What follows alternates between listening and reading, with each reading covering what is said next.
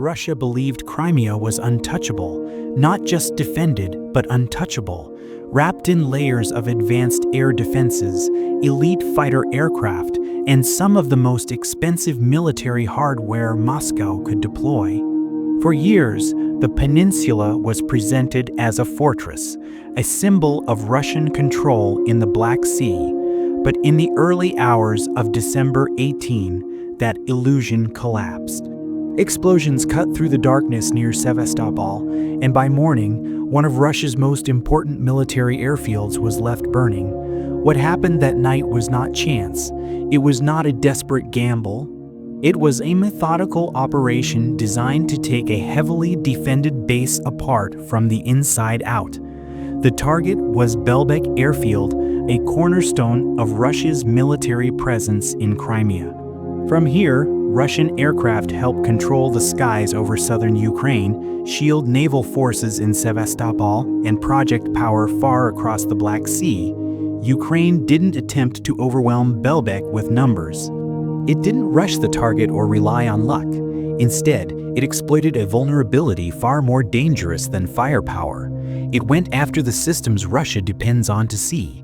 Under the cover of night, long-range drones traveled hundreds of kilometers toward Crimea.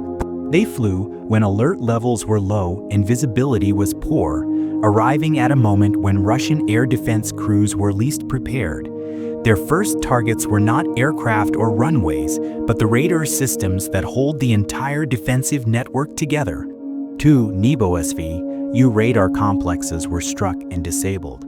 These systems are designed to detect aircraft and missiles at extreme distances, coordinating fighter jets and surface-to-air missile units across the region. They are the early warning layer, the eyes that give everything else time to react. Once those eyes went dark, Belbek was exposed in a way it hadn't been before. With the long-range radars gone, the drones moved deeper. The next strike targeted a 92N6 radar, the fire control core of Russia's S-400 air defense system. This radar tracks targets and guides interceptor missiles with precision. Without it, an entire S-400 battery can lose its effectiveness almost instantly. Hundreds of millions of dollars worth of air defense hardware can be reduced to little more than metal waiting for orders it can no longer execute. The S-400 is often described as one of the most capable air defense systems in the world. It is built to detect everything from low-lying drones to ballistic missiles. Yet on this night, it failed to stop drones from reaching and destroying the very radar it depends on to function. Only after these critical systems were eliminated did Ukraine strike one of the most symbolic targets at Belbek. A MiG-31 interceptor, among the fastest and most powerful aircraft in Russia's inventory, was destroyed on the ground. This jet exists to hunt threats at extreme speed and altitude, to intercept missiles and aircraft before they ever reach their targets. Instead, it never left the runway. Whether the aircraft was fully armed or not almost doesn't matter. MiG-31s are rare, expensive, and difficult to replace.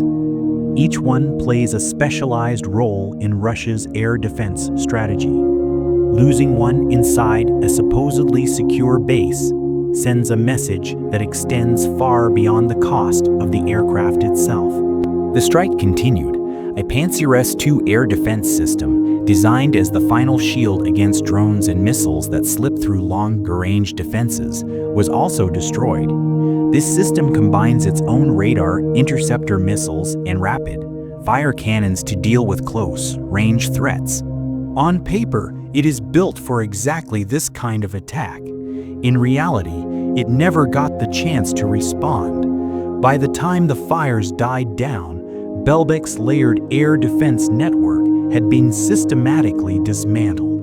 Long-range detection radars were gone, fire control systems were disabled, close-range defenses were destroyed, a high-value fighter aircraft lay in ruins. What remained was a base suddenly stripped of the protection it relied on. The implications of this strike reach far beyond Belbek itself. This airfield helps protect Sevastopol, a hub for Russia's Black Sea Fleet. It extends radar coverage across much of Crimea and deep into the Black Sea.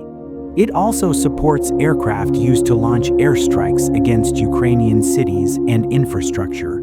By punching holes in Belbek's defenses, Ukraine has created blind spots that ripple outward across the peninsula. Every destroyed radar increases the risk for Russian ships, aircraft, and bases.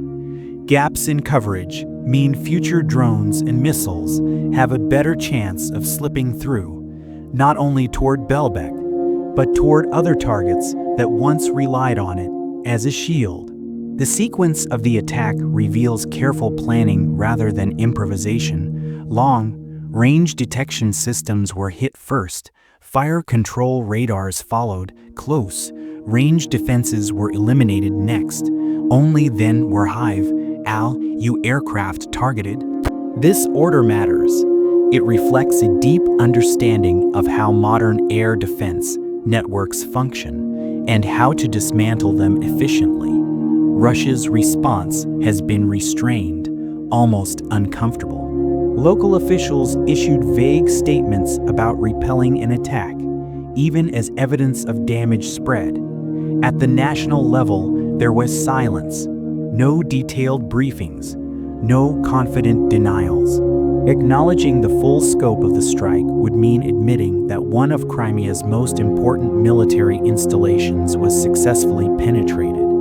The financial cost may reach hundreds of millions of dollars, but the strategic cost is far greater.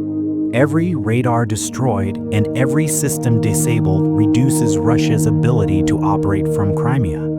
That means fewer airstrikes launched, fewer missiles fired, and fewer weapons reaching Ukrainian cities. This strike alone will not decide the war, but it tightens the pressure at one of Russia's weakest points. Crimea was meant to be a secure rear area, a fortress that could operate without constant threat. Instead, it is becoming a liability, consuming resources and demanding continuous defense.